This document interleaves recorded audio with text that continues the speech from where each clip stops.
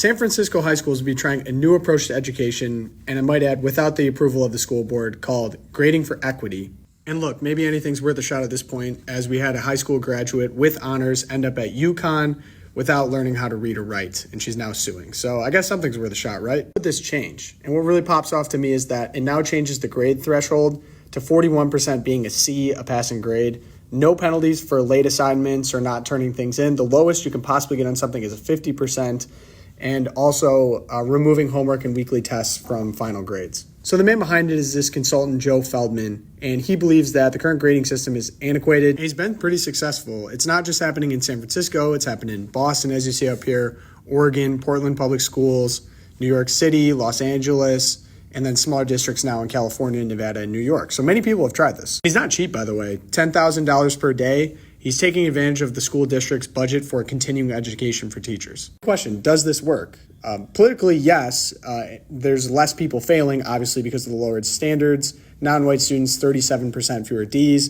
But white students, their grades are down 19% and drop in A's, according to this report from his own firm. If you ask the teachers, the answer is probably no. So Janessa Tomeo, she's a teacher in New York City, said initially saw value in the program, but the grading changes she made backfired. Fewer students participating in class and doing homework, obviously. And when she offered retakes on the test, she was frustrated that many of the students didn't even bother to take them. And shock her, to participate and turn in assignments on time is a life skill that these students need to become successful. No surprise. So unsurprisingly, the equity grading system is going to be a very expensive mistake to erode the standards of once proud San Francisco school district. But I introduced to you the Mississippi Miracle if you haven't heard about it.